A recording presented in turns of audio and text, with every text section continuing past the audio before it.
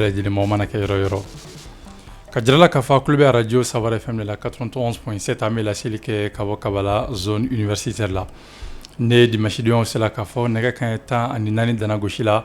i n'a fɔ ladalako la mi ɲɔgɔn sɔrɔ émission entrepreneuriat kɔnɔ n'o ye kɛnyɛrɛyew ka émission ye ka se ka masala sigi kɛnyɛrɛye baabu dɔ kan bi o bɛnna an ka émission ta ko 102nan ma n'o ye 102e épisode ye ani funankɛ fila de bɛna ɲɔgɔn sɔrɔ bi ka masala kɛ baabu kumaba dɔ kan bi ta ni ala sɔnna kunnafoniya caman b'a kɔnɔ min bɛ se ka to funankɛw n'o ye entrepreneur ye hali minnu bɛ k'a fɔ don n'a nataw la u bɛ fɛ k'u ka entreprise créer u bɛ se ka kɛ nɔgɔya la cogoya min na kunnafoniya fɛn fɛn bɛ sɔrɔ bi a b'u dɛmɛ ka se ka o baaraw bɛɛ lajɛlen sabati bi an ka maa welelen n y'a fɔ an ɲɛna cogo min na funankɛ fila don maa welelen fɔlɔ Bubakari Tarawele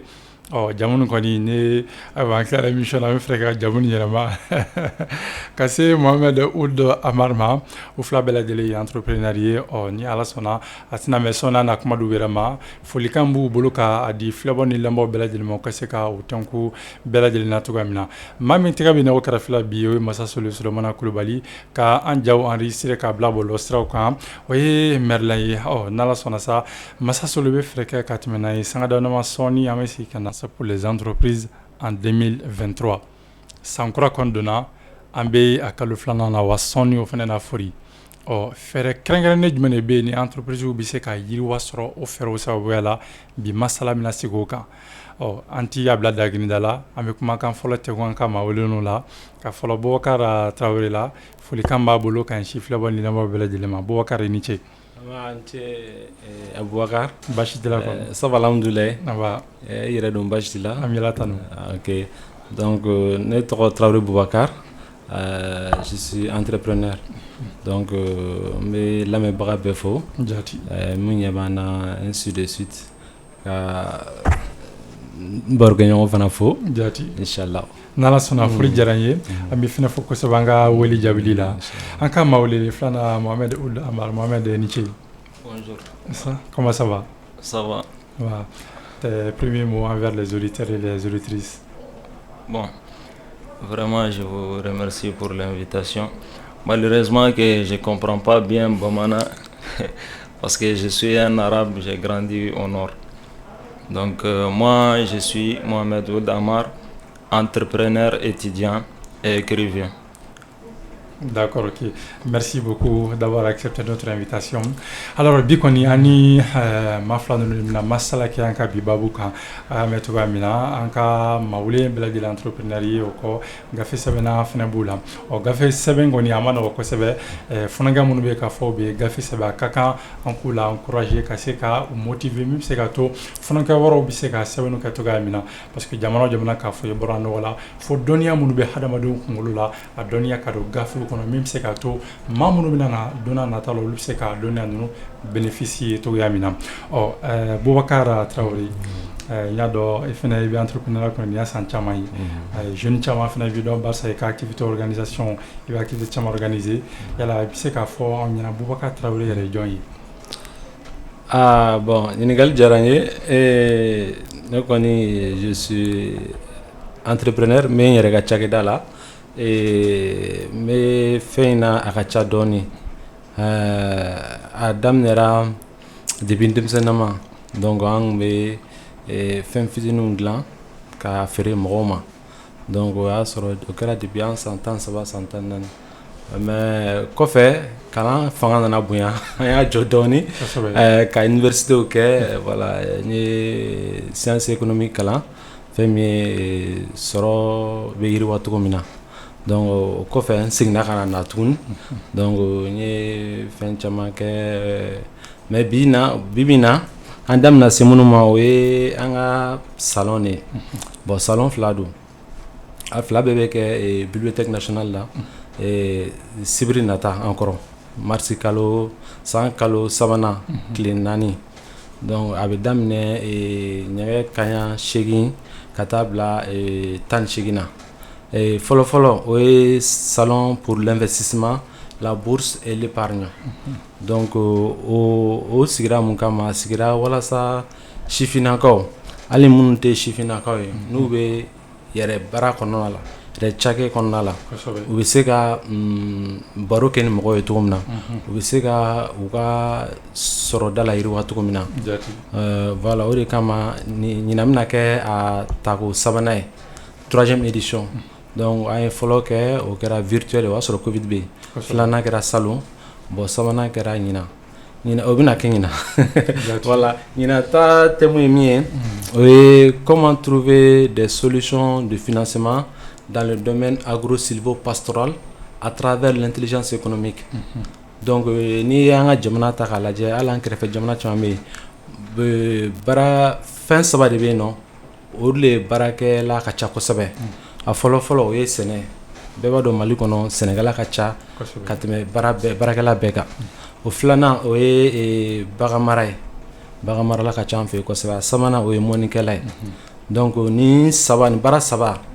ni ye maliyɛn minnu bɛ nin baara kan ni maliyɛn minnu dasirilen don nin baara la n'i y'o bɔ jamanadenw na tɔ bɛ dɔgɔya voilà donc o de kama an ye essayé ka nin fɛn in ta 3e édition in ta k'o consacrer o la an ye k'a fɔ sifinna caman fana bɛ yen u bɛ fɛ k'u ɲɛsin a baara in ma nka u t'a dɔn u b'a kɛ cogo min na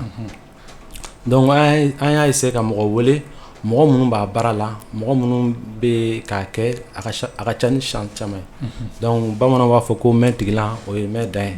voilà donc an ka maa welelenw ka ca dɔɔni muso 1 ani cɛ 3 bon maa welelen 1 fana bɛ yen nɔ ale ye banquier don wari bɛ labaara cogo min na a b'o dɔn donc ale bɛ sigilen Niger nka maliyɛn don a fɔlɔla Mali la sisan a bɛ ka baara kɛ Niger baara de y'a lase yen nɔ donc ale yɛrɛ de y'an ka parrain a bɛ na ɲɛfɔ an ɲɛna sifinnakaw ni banque bɛ se ka baara kɛ ɲɔgɔn fɛ cogo di n'i bɛ fɛ ka wari ɲini banque la i b'a kɛ cogo di donc ale bɛn'o bɛɛ ɲɛfɔ an ɲɛna donc ale c'est le président de l'association malienne de l'intelligence économique donc monsieur Sila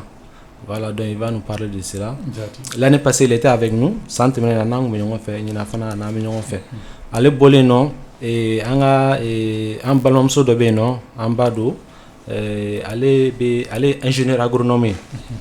donc ale ye kalan kɛ kɔfɛ nanzara jamana kan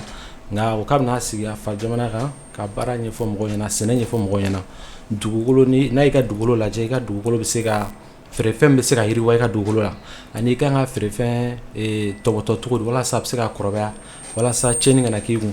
donc ale b'o ɲɛdɔn kosɛbɛ ale bɛna n'an kuma ye o ko kan o bɔlen a la an ka sifinna dɔ fana bɛ yen nɔ ale y'a ɲɛsin sɛ mara ma ale bɛ sɛ mara kɛ a bɛ mɔgɔw ladege sɛ mara la fana o ye nafaba b'o la parce que mɔgɔ dɔw bɛ yen nɔ a bɛ baara min kɛ a tɛ fɛ mɔgɔ wɛrɛ ka dege a la donc a tɛ fɛ ka ɲɛfɔ mɔgɔw ɲɛna ka ɲɛ donc ale kɔni y'a cɛsiri o la kosɛbɛ a b'a kɛ fana wa a b'a ɲɛfɔ mɔgɔw ɲɛna donc ale bɛna dɔ ɲɛfɔ an ɲɛna ale bɔlen an ka jɛgɛ marala dɔ fana bɛ yen ko Sinali Danbele ale fana bɛna jɛgɛ mara ɲɛfɔ an ɲɛna kosɛbɛ i bɛ se ka jɛgɛ mara kɛ i ka du kɛnɛ ma i bɛ se ka kɛ jardin kɔnɔ i bɛ se ka kɛ so sanfɛ yɔrɔ caman caman voilà a ma se wari miliyɔn ko la fana donc ale fana n'an bɛ kuma ainsi de suite quoi o ye sɔgɔmada ye bon wulafɛ fana dɔwɛrɛ fana bɛ yen n'ala sɔnna an ye faamuyali caman sɔrɔ événement nin na i y'a fɔ cogo min na événement wɛrɛ bɛ yen tɛlɛn fɛn na an da s'o ma bakuruba la ka se ka a détail di maaw ma émission entrepreneuriat kɔnɔna la i n'a fɔ ladalako la an bɛ maa caman ɲininka o hakilina la dɔ kun b'a b'u kan an ye ɲininkali tɛnku maa caman na k'u ɲininka entreprise a bɛ se ka yiriwa cogoya min na ani a bɛ se ka ayiwa sɔrɔ kɛ cogoya min na ka client caman sɔrɔ cogoya min na teliya la an ye jaabi min sɔrɔ o la an bɛ jɛ ka o lamɛn ɲɔgɔn fɛ. Pour que i ka bi na ni entreprise b'i bolo pour que i ka entreprise ka lakodɔn i b'i ka publicité kɛ k'a cɛri diɲɛ ɲɛfɛ o publicité bɛ se ka kɛ cogo di réseaux sociaux b'o la télé b'o la radio b'o la surtout sisan yɛrɛ réseaux sociaux a lakodɔnnen don. Publicité bɛ se ka tɔgɔ sɔrɔ cogo min o ye publicité i n'a fɔ télé soit radio bon i ka se ka client caman lasɔrɔ a dépend minɛn qualité la i ka minɛn qualité ka ɲɛ i bɛ se ka client caman sɔrɔ o la. donc pour que fɛnɛ i ka se ka client kuraw sɔrɔ i bɛ se ka i bɛ mɔgɔ i ka client kɔrɔ genre i ka client kɔrɔ minnu b'i bolo n'i sera k'olu ka baara kɛ ka ɲɛ diyagoya olu fɛnɛ bɛ na n'u teriw ye u bɛ na n'u balimaw ye u bɛ na n'u jɛɲɔgɔn ye i bɛ client fana accueillir ka ɲɛ. L'activité sɔngɔ jateminɛ quoi sɔngɔ ni mɔgɔ bɛ sanfɛ par exemple ni dɔw ta bɛ feere 12 i bɛ se k'i ta kɛ 10 ou 11 o fana bɛ ni client attiré quoi o ni client fana nana a minɛ ko ɲuman ka adhérer ka baroninw k'a fɛ ka fɛn o fana bɛ kiliya convaincre quoi donc a bɛ se k'a fɔ mɔgɔ dɔ ma ne bɔra nin ka yɔrɔ in na i bɛ se ka taa nin ka yɔrɔ in na fana bɛ kiliya nati quoi entreprise kɔnɔna o y'a faamu voilà. Ayiwa ni tu ye dalasunsun ye étant donné que bi an ka masala bɛna boli les leviers de croissance pour les entreprises en 2023 maa caman ɲininka la o hakilina la entreprise bɛ se ka yakubaya cogoya min na jaabi min tun sɔrɔ o la ni y'o ye Bubakari kɔni bɔra ka lamɛnbaaw ninnu ka jaabiw bɛɛ lajɛlen lamɛn sisan nɔ bi babu bɛ levier de croissance de kan yala i bɛ se k'a fɔ an ɲɛna i ye jumɛn de faamuya o ka jaabi la yanni an ka don an ka babu yɛrɛ kɔnɔ. Bon, levier de croissance ale ye thème do a ka girin dɔɔni bɛɛ t'a faamuya ne kɔni min faamuya ninnu ka kuma la o ye k'a fɔ fɛn fɛn fɔ a ka ca Ala fɛ a bɔlen don cɛn fɛ ani cɛ ka surun parce que a bɛ n'a fɔ mɔgɔ minnu don u bɛ entreprise la u bɛ entreprise baara kɛ donc u ka kuma ka ɲi Jati inchallah o la bi bi in na an kɔni bɛ 2023 kɔnɔna la déjà san kɔni kalo ka teli an b'a kalo filanan la sɔnni wɛrɛ na fori i bɛ se k'a fɔ an ɲɛna kɛrɛnkɛrɛnnenya la défi ba jumɛn de bɛ yen nɔ k'a fɔ ko an Mali entreprise confronté nin la nin waati nin na. Bon défi a ka ca dɔɔni mais an bɛ se ka da maga kumabaw la a défi fɔlɔfɔlɔ sécurité. On dit que quand il n'y a pas de sécurité, rien ne va. Donc, entreprise mago bɛ hakili sigi la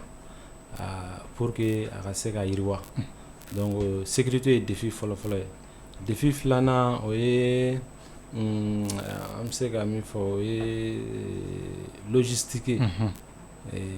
Baarakɛminɛnw minnu b'a to i ka feerefɛn bɛ se ka bɔ yan ka taa yɔrɔ wɛrɛw la. Bon. O bɛɛ fana dépendant do sécurité la. Jati.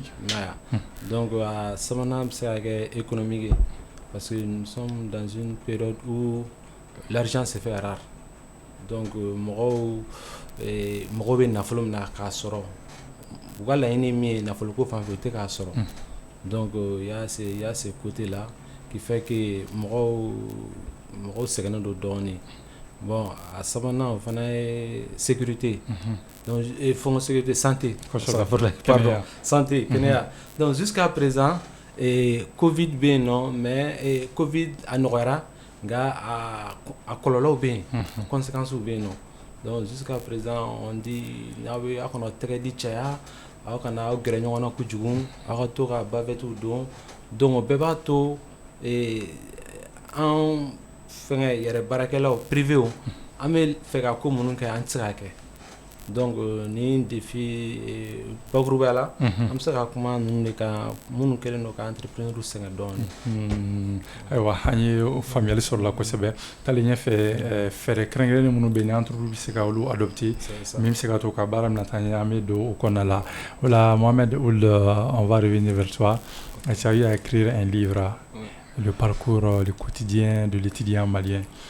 Pratiquement la question de l'éducation au Mali c'est une question très débattue et très controversée aussi. Alors tu peux nous dire qu'est-ce qui t'a amené précisément à écrire ces livres-là? Bon, moi personnellement depuis mon enfance je voulais écrire un livre. Bon, j'avais pas les moyens de deux, j'avais pas aussi une formation professionnelle. J'écrivais une phrase, 2 phrases par jour. Et après,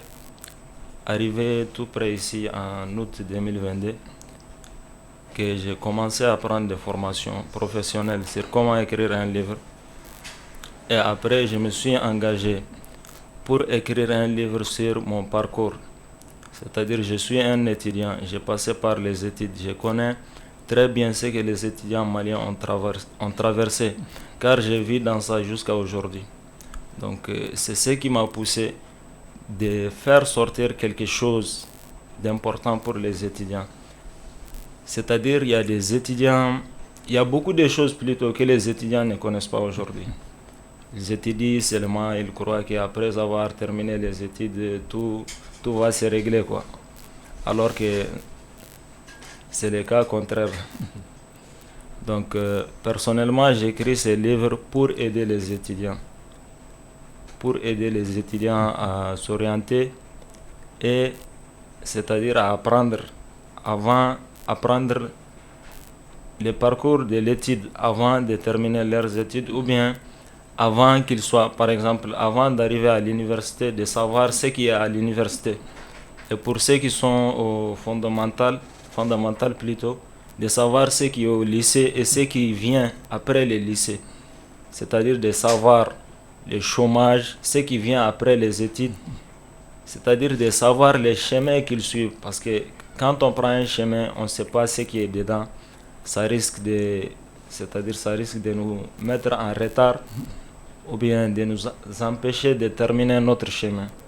Donc personnellement, moi j'écris ces livres juste pour éclaircir les chemins des étudiants. Et je crois que tous les étudiants, quel qu'en soit, en premier cycle, au fondamental, au lycée, à l'université, ils doivent lire ces livres pour savoir ce qui les attend. Ok, alors cela veut dire que tu t'es inspiré de ton propre parcours pour écrire les livres-là. Alors tu peux nous dire exactement quel a été ton parcours? Quelles sont les difficultés que tu as rencontrées au cours de tes études? Est-ce que c'est ces difficultés qui ressortent dans les livres ou bien tu as touché à d'autres points?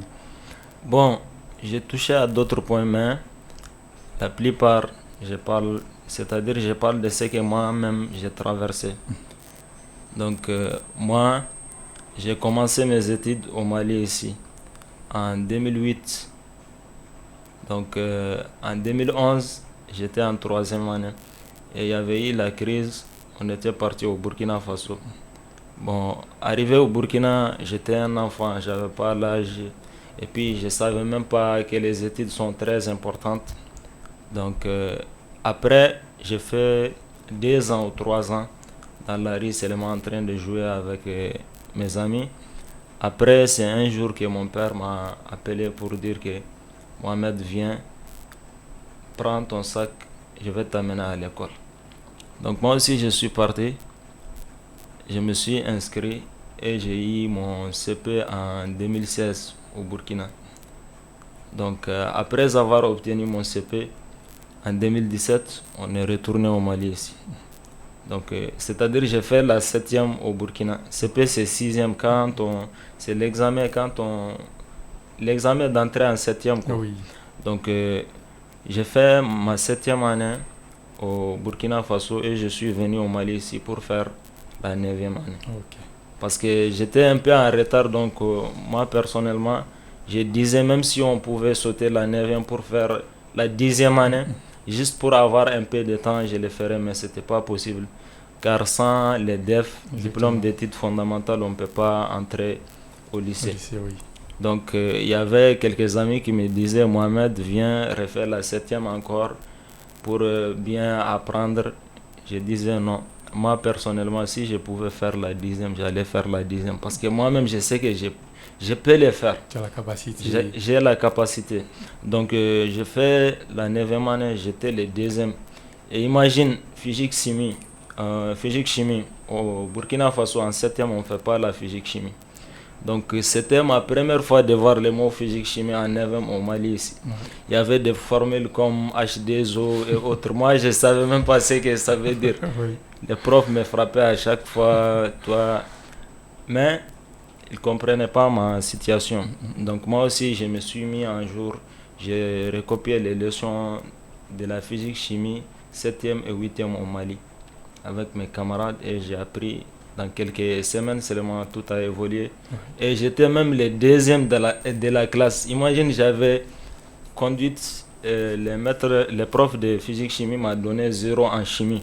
parce que j'étais en retard, 5 minutes de retard. Mais avec tout ça, j'étais le 2e. J'avais 16 de moyenne, 0,01 si je ne me trompais pas. Donc,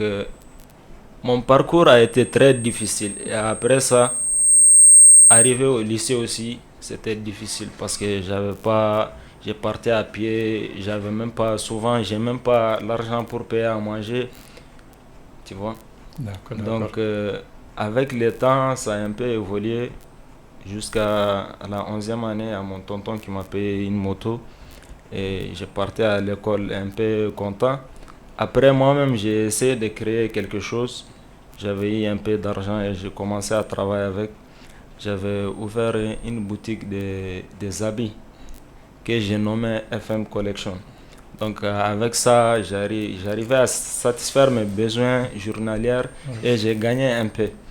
Donc j'ai fait ma terminale. C'était l'année, quand même, du première année jusqu'au terminal, c'était ma meilleure année en terminale. J'avais une moto et en plus, j'arrivais moi-même c'est-à-dire à satisfaire mes besoins. Exactement. Donc c'était un plaisir pour moi. Donc, actuellement, je continue ici en licence D. Donc actuellement, c'est les parents qui s'occupent de tout, mais moi, de mon côté aussi, je fais, c'est-à-dire quelque chose pour moi-même. Il ne faut jamais compter sur les parents parce que les parents peuvent t'aider aujourd'hui et demain, peut-être tes parents ne sont pas là. Qui va t'aider? Donc, moi, personnellement, ce que j'ai en tête, quel qu'en soit, les parents sont avec moi ou pas, je devrais faire sortir quelque chose. C'est-à-dire pour pouvoir faire ce que j'ai envie de faire, c'est-à-dire sans la permission de quelqu'un. Exactement. Donc, alors, peut-être que tu as des détails au conseil boulot parce que ma jateminɛ Mali étudiant caman ye i bɛ taa sɔrɔ n'u ye kalan kɛ ka tila kalan na u bɛ bɔ caman bɛ sigi chômage la i ye fɛn caman abordé ka livre kɔnɔ i y'a fɔ cogoya min na ka se ka conseil kɛrɛnkɛrɛnnen d'u ma a taalen ɲɛfɛ a n'a dɔw fana détail kɔnɔna la bakurubaya la Mamadi kɔni y'a jira k'a fɔ a ye parcours min kɛ a gɛlɛyara kosɛbɛ parcours gɛlɛyala malgré que voilà a y'a cɛsiri ka se ka obstacle minnu bɛ ka olu franchir dɔɔni fo kana se bi bi na a bɛ yɔrɔ min na ni ala sɔnna conseil min b'ale bolo a ye expérience minnu sɔrɔ a na tila ka o da filɛbɔ ni lamɛnbaaw bɛɛ lajɛlen kulo kan o la Bubakari ka se kɛnɛma kokura bi bi na entreprise u y'a fɔ cogoya min na défi ba min b'u kan n'o ye sécurité ani a ɲɔgɔnna caman défi ninnu u bɛ se ka a résoudre cogoya di walasa u mago bɛ croissance min na ka se ka o levier u saisir ka taaɲɛ sɔrɔ. Ok, n cɛ n tɔgɔma ɲininkali la fɛn dɔ bɛ yen nɔ il faut que an ka hakili to la surtout an sifinnaka ninnu o ye mun ye o ye savoir ou bien dɔnniya radio so yɛrɛ tɔgɔ savoir o ye savoir ou bien dɔnniya donc il faut que an ka an base o de kan fɛn a sun bɛ bɔ yen yen y'a lili yɛrɛ dɔnniya voilà yen y'a lili yɛrɛ donc n'i bɛ sifinya la o wagati de fana kan ka dɔnniya ɲini parce que i hakili dayɛlɛnnen don o wagati de la donc i ye fɛn min fɔ tan nɔ a fɔlɔ-fɔlɔ o bɛ daminɛ dɔnniya la an ka dɔnniya ɲini n'i y'a dɔnniya ɲini i b'a ye k'a fɔ a ka ca ala fɛ a ma fɔlɔ e la donc mɔgɔ dɔw tɛmɛna a ko de la olu dɔw sɔrɔ donc a dɔw bɛ yen nɔ u y'u kɔnɔnaja ka sɛbɛnni kɛ n'a fɔ Mohamed y'a kɛ cogo min na u y'u kɔnɔnaja ka sɛbɛnni kɛ bon cela m'amène aussi à notre deuxième salon aussi qui est le salon de livres d'économie et de management donc au salon dabɔlen don livre minnu kama n'a fɔ Mohamed ka livre ɲɔgɔnnaw ani livre suguya wɛrɛw bɛ yen nɔ minnu bɛ se ka mɔgɔ dɛmɛ i ka entreprise i ka cakɛda kɔnɔna la donc lui il est étudiant entrepreneur a bɛ école la en même temps a bɛ kalan na donc ale bɛ se ka dɔ fɔ mɔgɔ minnu bɛ fɛ k'o kɛ o ye dɔ ye donc ni an y'o ɲɛɲini k'o ɲɛdɔn ça nous permettra ka défi minnu b'an kan ka caman bɔ a la maya donc ce qui concerne les défis sécuritaires sanitaires de logistique et de transport a caman bɛ yen nɔ il faut souvent demander conseil aussi aux entrepreneurs aux aînés qui ont eu à passer par ces étapes là. Donc si tu ne peux pas faire seul, il faut t'approcher à des entrepreneurs qui sont plus âgés que toi. Ils pourront t'expliquer un peu quelles sont leurs solutions. Donc au final olu de la ka tɛmɛ a gɛlɛya ɲɔgɔn si fɛ olu de la ka tɛmɛ a gɛlɛya fɛ pour que k'a yɛrɛ la k'a fɔ ni ne kɔni bolo ne hakilina t'a la ni ne kan ka kɛ mais donc défi l'une des solutions aussi ça peut venir de la numérique le digital ok donc fɛn caman bɛ yen nɔ à travers l'internet an ka bɔlɔlɔw sanfɛ voilà i bɛ se ka fɛn caman ɲɛnabɔ ka sɔrɔ i ma wuli ka bɔ i nɔ la i m'a ye donc ni o fana ye solution min b'a to k'a sɔrɔ a caman tɛ entrepreneur sɔrɔ.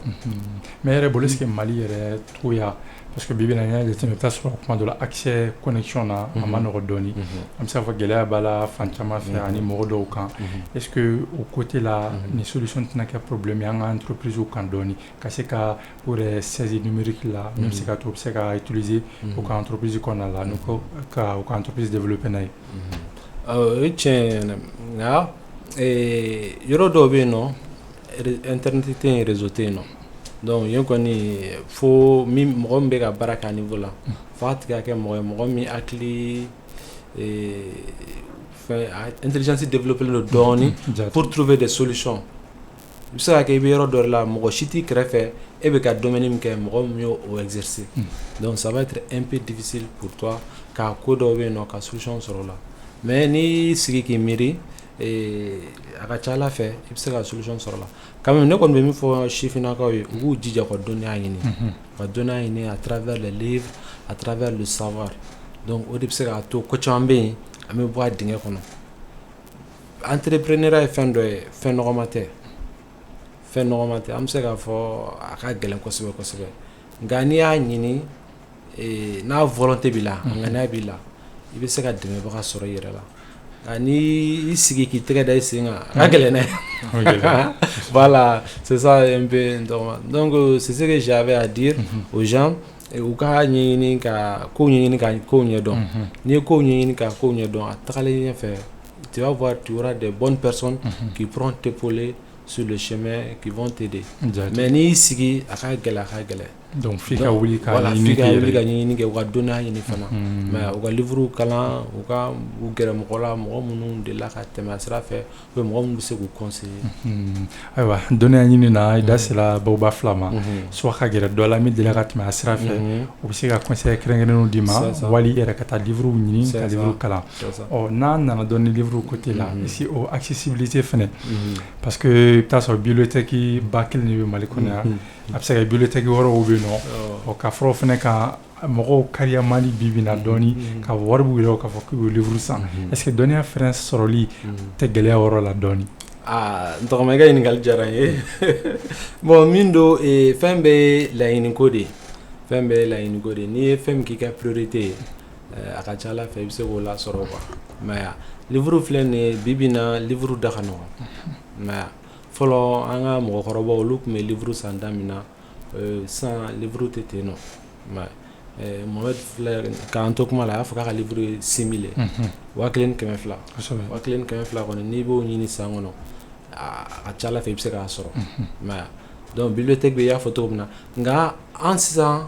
fɛn dɔ fana kɛra an ye an bɛ Ala fo k'a barikada n'o ye numérique in ye PDF i bɛ se ka i ka téléphone kɔnɔ i bɛ se ka livre 1000 kɔ sɔrɔ k'a sɔrɔ hali ma 2000 bɔ bon a dɔw bɛ yen nɔ olu kɛra ka sɔrɔ a tigi ka yamaruya tɛ nka a caman bɛ yen nɔ fana olu kɛlen don ni yamaruya ye voilà donc i bɛ se ka livre 1000 sɔrɔ téléphone sisan nɔ téléphone b'an bɛɛ bolo téléphone min bɛ se ka to i bɛ livre kalan donc o fana bɛ livre sɔrɔli nɔgɔya an bolo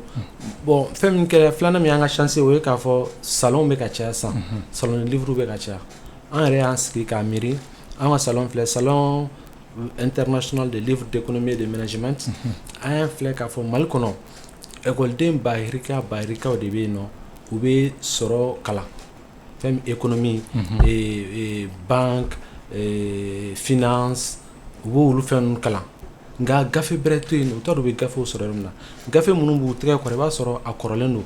caman bɛ yen nɔ c'est pas d'actualité il y a des livres qui sont plus d'actualité ça a été écrit il y a des années donc ou bien ça a été écrit dans des pays qui n'ont pas la même réalité que chez nous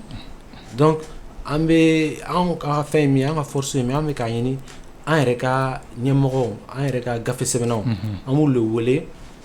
salon in kɔnɔna la u ka na kuma ye an yɛrɛ ka degun kan an yɛrɛ ka kow kan maya voilà donc o b'an ni mɔgɔ caman bɔ ɲɔgɔn na o b'an ni salon caman bɔ ɲɔgɔn na a filanan ye min ye salon in c'est le seul salon en Afrique de l'Ouest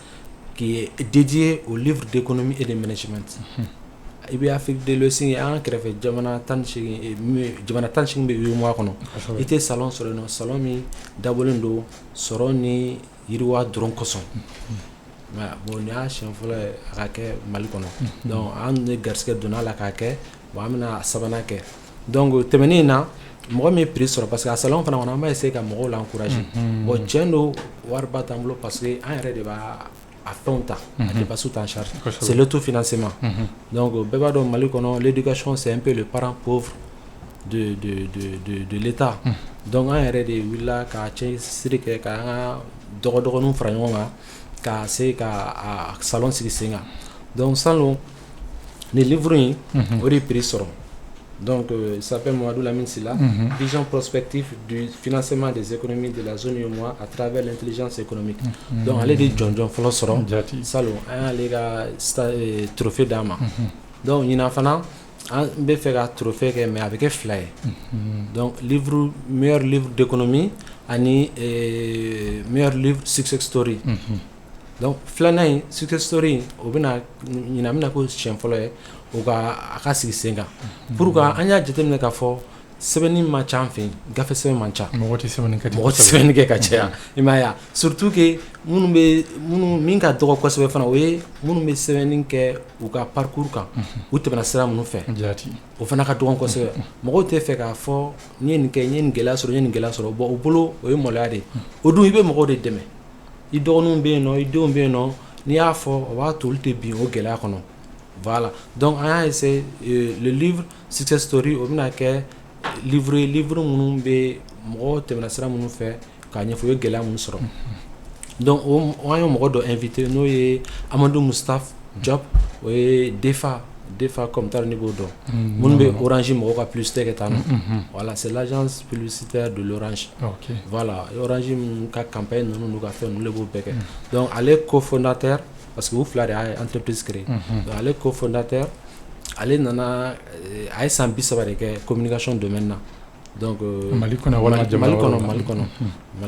a ye kalan kɛ kɔfɛ nka a nana sigi Mali kɔnɔ donc a ye san 30 de kɛ a bɛ communication domaine na donc a essayé a ye gɛlɛya minnu sɔrɔ a ye nɔgɔya minnu sɔrɔ a y'a bɛɛ fɔ livre in kɔnɔ donc ale y'an ka maa welelen dɔ ye a bɛ na an bɛ kuma ani sifinnakaw bɛ kuma falen a bɛ fɛ ka conseil mun d'u ma n'u bɛ fɛ ka agence de publicité dayɛlɛ n'u bɛ fɛ ka agence de communication dayɛlɛ voilà donc ale n'an bɛ kuma inchallah donc o bɛ yen nɔ dɔ fana bɛ yen nɔ Paul Deremo ni y'ale ka livre sabanan ye mais an n'ale bɛna kuma a ka livre fila fɔlɔ kan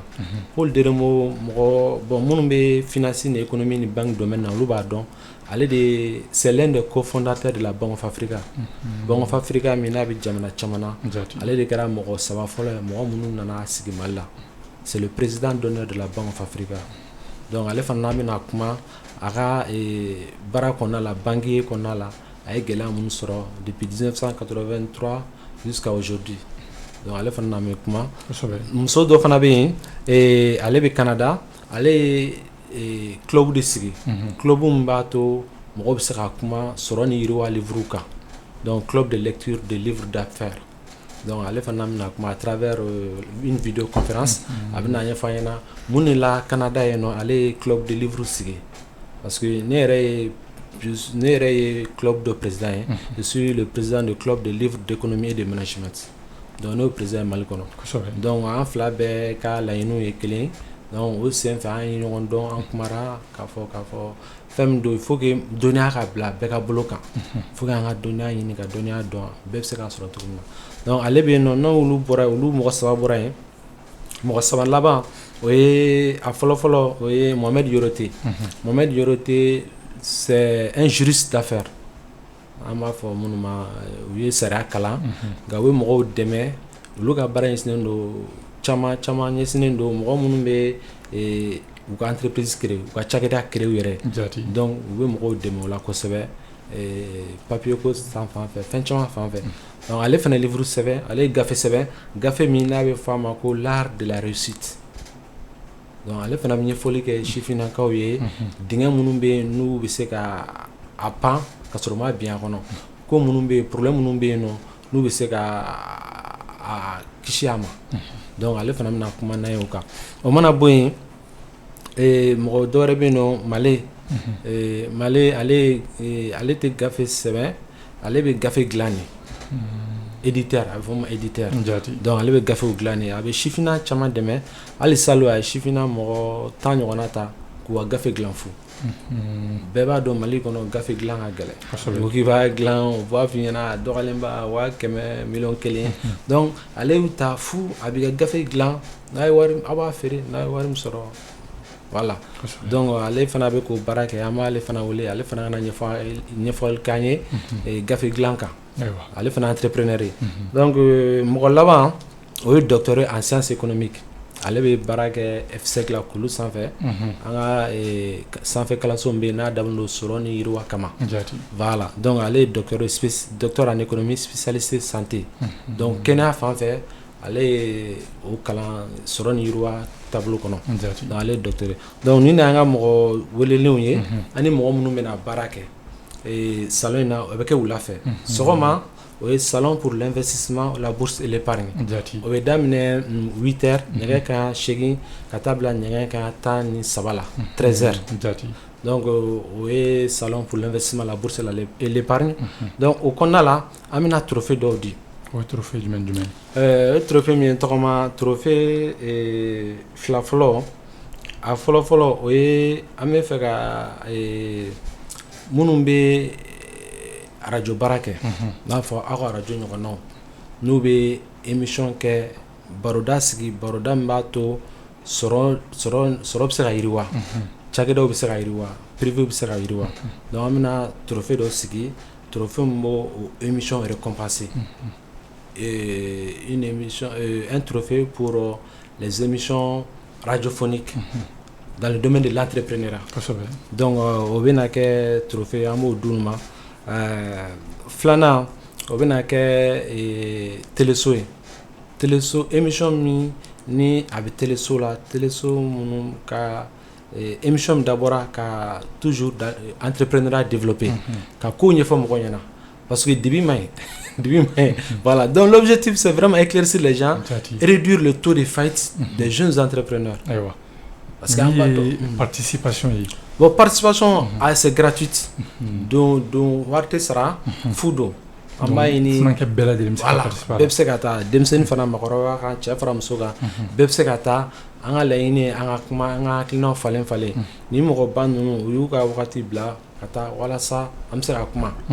voilà donc marsi tile 4 sibiri fɔlɔ n'o ye samedi wɛrɛ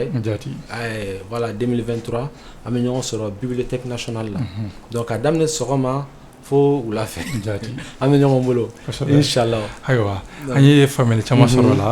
an tun to la livre de croissance kɔnɔ dɔnniya sɔrɔ cogoyaw ka don livre kɔnɔ fɛnɛ da sera ka événement fɛnɛ ma min bɛ kɛ sɔgɔma ani min bɛ kɛ wula fɛ ni waati fɛnɛ la an ɲɛ b'a la k'a fɔ intelligence artificielle a fɛnɛ bɛ ka fanga sɔrɔ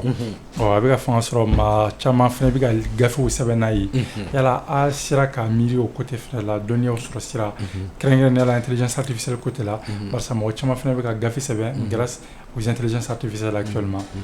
tiɲɛ don n tɔgɔma bɛ ko caman kalama dɛ bon intelligence artificielle ni domaine bɛ yen domaine min na ni intelligence artificielle daminɛra n'a ye fanga sɔrɔ kosɛbɛ o ye domaine sɔrɔ yiriwa domaine ye sɔrɔ yiriwa kɔnɔna la intelligence artificielle n'an bɛ se k'a fɔ bamanankan na dɔɔni machine ka dɔnniya machine ka se ka baara k'u yɛrɛ ye k'a sɔrɔ mɔgɔ ma a fɔ don ta a bɔ tan donc o daminɛra kosɛbɛ sɔrɔ ni nafolo taabolo de la n'an ye k'a fɔ depuis les années 80 bourse fanfɛla min na u commencera k'a développer yen dɔɔni dɔɔni bon sisan ni a bɛ ka wara a bɛ ka don fɛn wɛrɛw la voilà donc les banquiers qui sont avec nous olu kɔni minnu bɛ sɔrɔ nafolo baara la olu bɛna kuma an ye a domaine kan mais pas principalement parce que fɛn min don a bɛ ka na nka jama fanba tɛ ka baara kɛ n'a ye fɔlɔ voilà donc i ka ɲininkali c'est vrai tiɲɛ don an da bɛ se ka maga la n'a fɔ an da bɛ maga fɛn tɔ la cogo min na nka fɛn min kɔni don don nataw la a bɛna kɛ fɛn min a fanga bɛna bonya kosɛbɛ inshallah ayiwa o la an bɛ segin ka na kɔ dɔɔni n'o ye bourse fanfɛla ye bourse ni épargne Mali kɔnɔ an bɛ se ka fɔ kuma dɔ o kunnafoniyaw dogolen don mɔgɔ la dɔɔni barisa a ko yɛrɛ sigilen tɛ sen kan i n'a fɔ mɔgɔ bɛɛ lajɛlen bɛ se ka saisir a la cogoya min na ka utiliser yala i bɛ se ka kuma o partie kan dɔɔni bourse ko ni épargne niveau oui tiɲɛ don ale fɛn filɛ nin ye a dogolen don dɔɔni o ye kojuguba de an ka jamana ni kojugu min yɛrɛ kan ka condamner qu'on doit vraiment dire haut et fort c'est ça dans le domaine de l'éducation économique et financière et un pays comme le Mali ne peut plus se permettre de ne pas éduquer ses citoyens dans le domaine de la bourse et de l'épargne parce que déjà mɔgɔw bɛ yen nɔ déjà qui ont fait le premier pas. Imaginez que dans tout le Mali il n'y a qu'une seule société qui est cotée à la BRVM. Oui, société du Mali. Bank of Africa, Mali. Mali bɛɛ Mali bɛɛ barakɛyɔrɔ fɛn Mali la barakɛyɔrɔba minnu bɛ Mali la u n'u ka miliyari baw ale kelen dɔrɔn de bɛ a to jamanadenw bɛ se ka dɔrɔmɛ 2 bila kɔnɔ ka dɔrɔmɛ 10 sɔrɔ ale kelen dɔrɔn donc o ye ko ye ko min a bɛ n'a fɔ jamanadenw bɛ ka jɛ sɔrɔ fɛn dɔ la fɛn dɔ b'a to jamanadenw bɛ se ka yiriwa u bɛ ka jɛ o la parce que an bɛ ka n'an kumara an b'a ɲɛmada jamana minnu ma i n'a fɔ Côte d'Ivoire, Sénégal, même Togo ninnu olu bɛɛ b'a ɲɛ a fɛn ninnu na mais n'i y'a ye Ivoire kɛra Ivoire ye n'i y'a ye Ivoire bɛ tête kan en Afrique de l'Ouest francophone dans la zone UEMOA c'est parce que u ka jamanadenw ka sɔrɔ bɛ se ka yiriwa ni bourse ye u bɛ investissement kɛ bourse la donc u ka jamanadenw bɛ se ka dɔrɔmɛ 1 bila ka bɔ dɔrɔmɛ 10 ye k'a sɔrɔ u ma sonyɛni kɛ manji tɛ yuruguyurugu tɛ tiɲɛ sira kan donc o de kama an ka kan ka essayer an ka sifinnakaw olu k'a dɔn fɔlɔ k'a fɔ bourse bɛ yen nɔ tiɲɛ don a fɔlɔfɔlɔ yɛrɛ mun ye État yɛrɛ bɛ taa juru ta bourse la hali kɔsan na ministre de l'économie et des finances a bɔra ka rencontre de kɛ avec les banquiers a ye jɔnjɔn d'u ma yɛrɛ banque minnu ye État dɛmɛ ka juru ta bourse la donc olu mais État ka bourse ani jamanadenw ta tɛ kelen olu tɛ obligation ye à travers le trésor public donc ni caman bɛ a bɛ daminɛ 2000 la 2000 ka yɛlɛn n'o b'i bolo i bɛ se ka juru don État la i b'i ka 2000 di État ma ni 2000 di san kelen ou bien kalo damadɔni a bɛ se k'i ka 2000 segin ma a bɛ se ka a n'a tɔnɔ 2000 n'a tɔnɔ a bɛ se k'a la segin ma donc o ye fɛn de ye fɛn min b'a to jamanadenw bɛ yiriwa an man ka jamanadenw baro la donc c'est pas du tout normal que l'éducation boursière soit en retard dans ce pays là. mais e yɛrɛ bolo mun n'a kɛ an ka entreprise ti ka côté u yɛrɛ de tɛ fɛ k'a kɛ walima u t'a dɔn de ou bien kunnafoniya de tɛ a ko kan dɔgɔma ɲininkali gɛlɛn nka ne kɔni hakilinata ye min ye État nɔ b'a la parce que l'État c'est une obligation pour l'État d'éduquer ses citoyens surtout l'éducation financière et économique ni État m'a kɛ mɔgɔ wɛrɛw b'a kɛ ni mɔgɔ wɛrɛw y'a kɛ c'est là qu'il y a les failles parce que olu bɛ se k'u profiter n'i y'a ye ko caman bɛ yen nɔ économie financière fan fɛ problème caman bɛ yen c'est parce que l'État n'a pas pris les mesures qu'il faut pour qu'il y ait pas dérapage pour qu'il y ait pas escroquerie donc l'État de kan ka mɔgɔw éduquer ka télé ni radio so la ka wuli ka na k'a ɲɛfɔ pour que ministère de l'économie te partenariat kɛ ni aw ye ka na k'a émission sponsorisée sur la bourse et l'épargne ensuite l'investissement pour que les banques ne se lèvent pas pour venir vous parler de la bourse et de l'épargne alors que eux-mêmes se financent à travers ce système là pour que t'a to jamanadenw fana ka wari sɔrɔ pour que les citoyens ne sont pas plus éduqués dans ce sens là donc État c'est l'État qui doit faire le premier pas. Inshallah. N'ala sɔnna an ka waati kɔnɔ korona dɔɔni babu min don a ka fɛrɛlen don kosɛbɛ don n'a nataw la an na babu kɛrɛnkɛrɛnnen sigi a kan n'o ye bourse ni épargne ani investissement ye min bɛ se k'a to mɔgɔw bɛ se ka kunnafoniya kɛrɛnkɛrɛnnen sɔrɔ a kan cogoya min na barisa i y'a fɔ cogoya min na fɛn caman bɛ a dogolen don kosɛbɛ o la Mohamed nous allons revenir vers toi et comme pratiquement an ka émission sera a kuncɛyɔrɔ la yala ni kumakuncɛ kuma b'i bolo ani ne ladilikan kɛrɛnkɛrɛnnen de b'i bolo k'a di étudiants ma Mali étudiant bɛɛ lajɛlen walasa u ka étude ka kɛ lafiya kɔnɔna la u ka dɔnniya ɲumanw sɔrɔ ka se ka jamana nafa n'a ye après aussi u kana sigi chômage la so kɔnɔ. Bon, moi je conseille les étudiants maliens d'abord d'apprendre. Maintenant, après l'apprentissage, d'essayer de créer quelque chose, de ne pas compter sur les titres. Pas forcément que tu as ta licence, master ou doctorat, que tu auras l'emploi que toi tu veux ou bien un emploi pour satisfaire tes besoins. Maintenant, il faut être, par exemple, ce que moi j'ai fait, comme moi, je suis étudiant en même temps, je fais l'entrepreneuriat à côté, même si j'ai pas beaucoup d'argent quand même, je cherche un peu. Exactement. Et puis j'arrive à satisfaire mes besoins. Donc je conseille les étudiants, soit quelqu'un soit tu es à l'université ou au lycée, il faut essayer de faire quelque chose à côté. Il ne faut pas compter sur les études seulement. Maintenant, imagine si un étudiant compte sur les études, après avoir terminé ses études,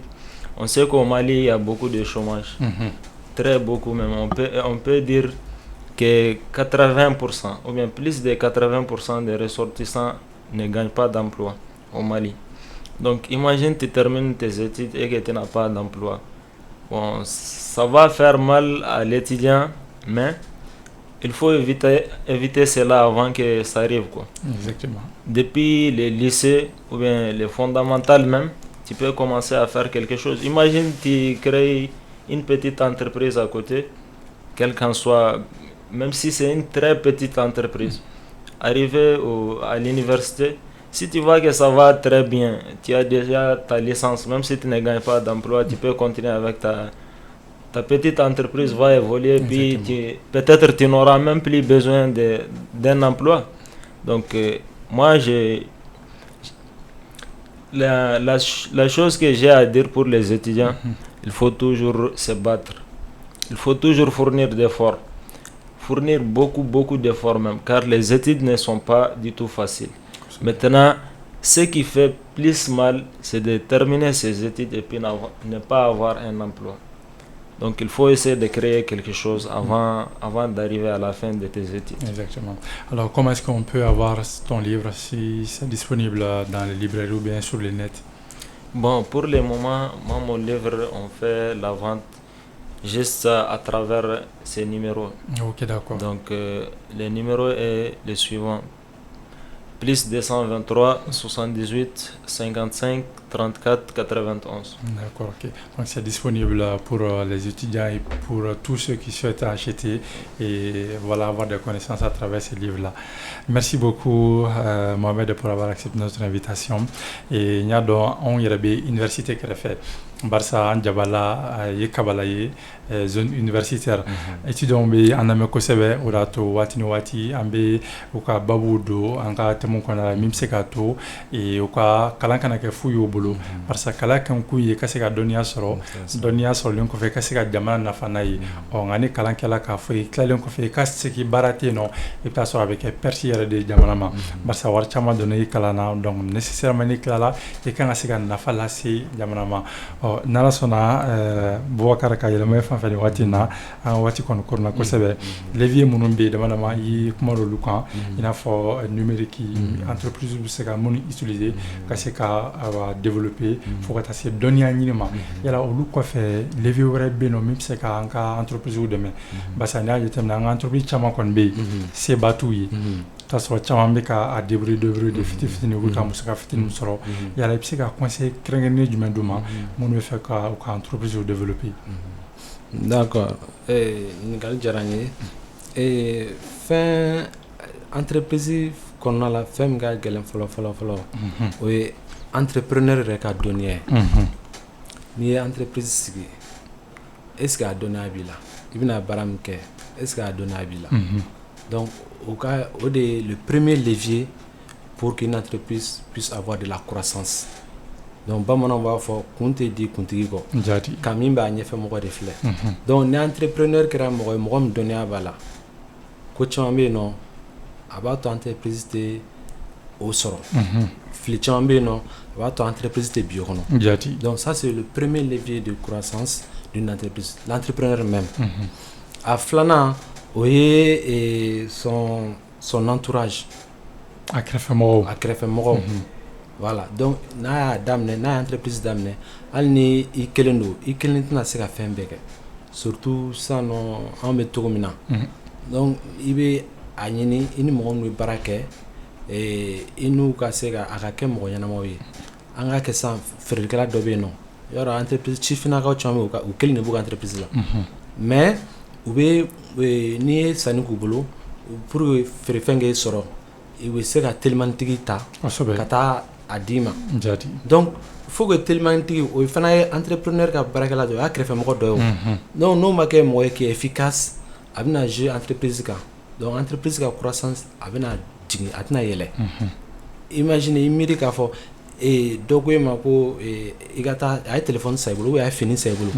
a ko ko a ka taa di Bako Jikɔrɔni yɔrɔ Bako Jikɔrɔni y'a cɛ a jɛna cogo cogo a se tɛmɛ heure 3 kan donc ni moto taxitigi sera yen fo sufɛ an dun bɛ 14 heures de la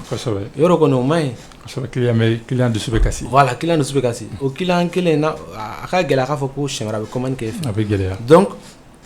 a filanan o ye ka entourage ka u ka ɲuman kɛ a baarakɛlaw a k'olu sɛgɛsɛgɛ k'olu kɛ mɔgɔ ɲɛnamaw ye donc a sabanan o ye l'environnement même i bɛ taa sigi yɔrɔ min na faut que k'o yɔrɔ fana ɲɛɲini k'a ɲɛdɔn donc n'a ma kɛ yɔrɔ ye yɔrɔ min i ka client t'i sɔrɔ a yɔrɔ la yɔrɔ min i sɔrɔ ka nɔgɔn a bɛ kɛ baara ye e y'a fɔ sa aw nana sigi